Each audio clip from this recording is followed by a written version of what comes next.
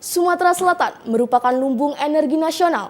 Namun dari data BPS, Sumsel masuk 10 provinsi termiskin di Indonesia.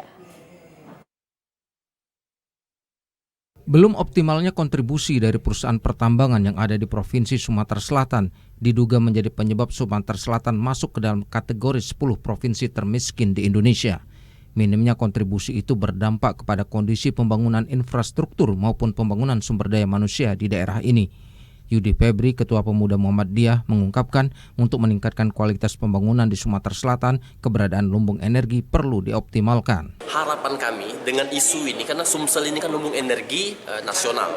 Kita lumbung energi nasional, tapi kemarin data dari BPS bahwa Sumsel masuk 10 provinsi termiskin di Indonesia.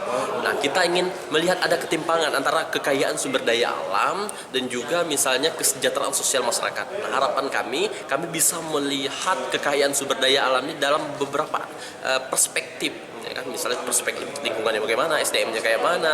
Optimalisasi lumbung energi untuk mendongkrak pembangunan di Sumatera Selatan ini juga menjadi perhatian anggota DPD RI Arniza Nilawati.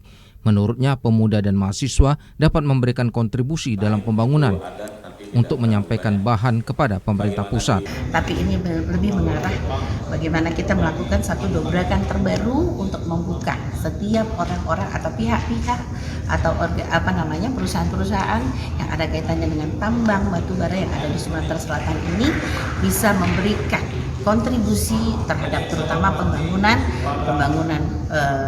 infrastruktur, pembangunan sumber daya manusia, dan tentunya itu jangan hanya kepada persoalan eksploitasi ya, penggalian bahan tambang saja, dan harus diketahui bagaimana batas-batas atau standarisasi. Perusahaan-perusahaan yang bergerak di bidang tambang khususnya batu bara diharapkan berkontribusi terhadap pembangunan infrastruktur dan pembangunan sumber daya manusia. Jeffrey Aliansa, TVRI Sumatera Selatan melaporkan.